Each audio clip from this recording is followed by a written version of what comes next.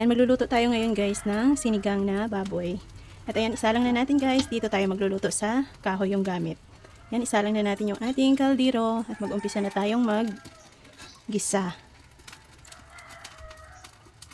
At maglagay na tayo ng mantika guys. Igisa natin yung ating karni.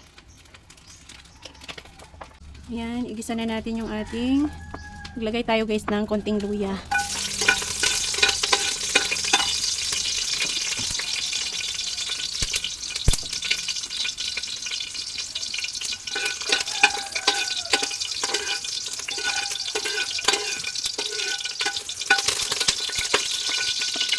Sibuyas.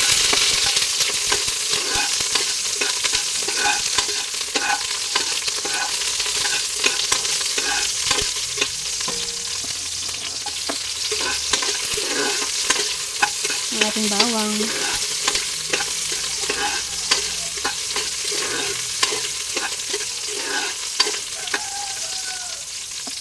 At kamatis.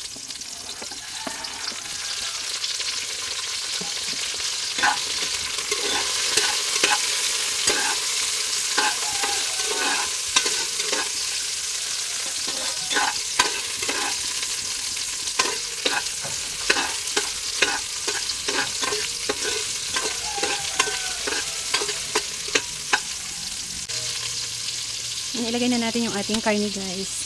Karning baboy.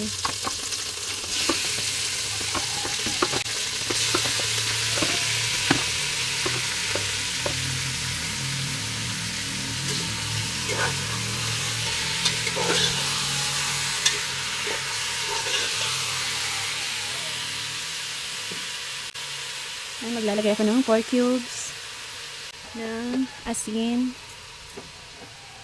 at paminta.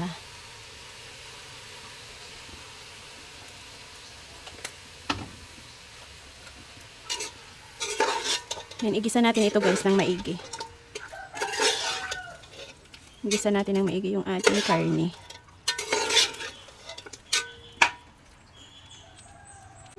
Yan, takpan natin. Takpan natin guys.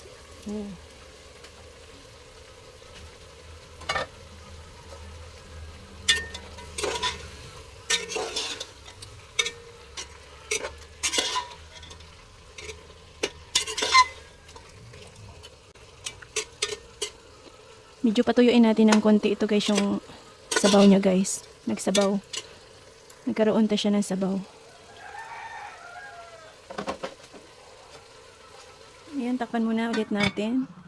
At ito guys, tingnan natin kung medyo tuyo na yung ating tubig. Ayan na siya guys. Nagaputok-putok na naman guys yung ating karne. Ayan, at nagmantika na rin. Lumabas na yung mantika niya guys. Ito yung nakapasarap sa sabaw guys. Yung ganito.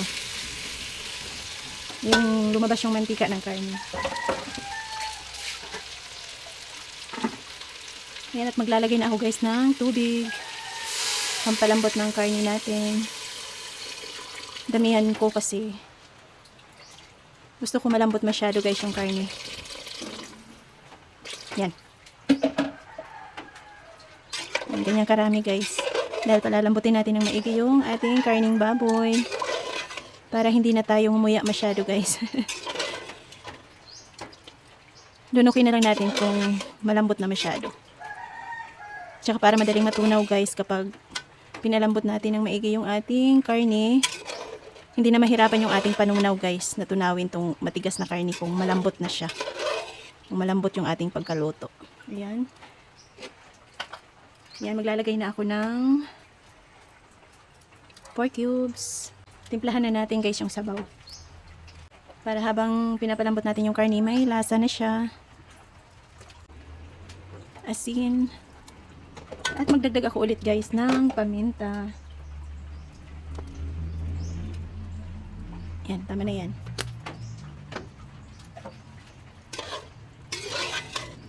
Tatakpan na natin at palambutin ng maigi yung ating karning baboy. Para masarap. Ayan. Guys, tingnan natin kung malambot na yung ating karne. Ayan.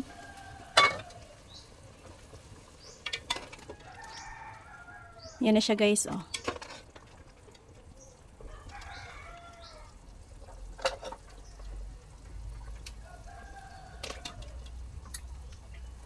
Malambot na siya guys. Yan, ilalagay ko yung ating, konti lang yung gabi natin guys. Ito lang yung gabi natin guys. Ayan, tamang-tama yan. Magpalapot ng konti ng sabaw natin guys. Tsaka habang pinapalambot natin yung ating gabi, ilagay ko na rin guys yung ating sinigang mix.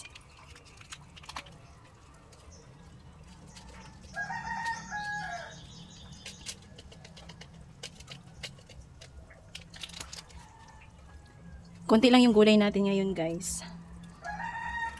Ayan, takpan natin. Takpan natin. Ayan. Masyadong mainit. Tingnan natin kung malambot na yung ating gabi.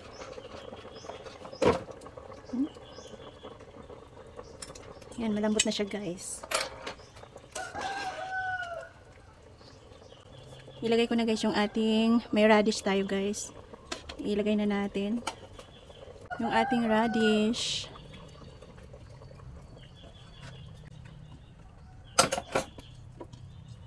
Yung sitaw. Konti lang yung gulay natin guys.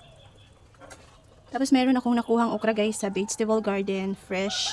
Meron akong 3 na harvest. Ilagay na rin natin. Ilagay ko na rin yung ating siling haba. Ipahuli lang natin guys yung ating kangkong. Yung ating kangkong mamaya na. Pag medyo naluto na ng konti yung ating ibang gulay, takpan muna natin.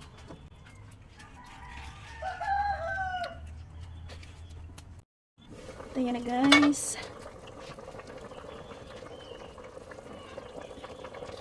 Pwede na natin ilagay yung ating, ayan na siya guys.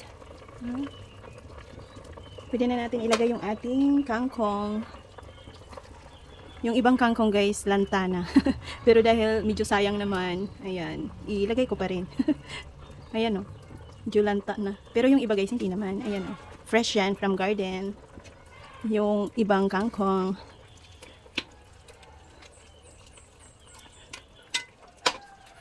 Fresh from vegetable garden, yung ibang gulay guys.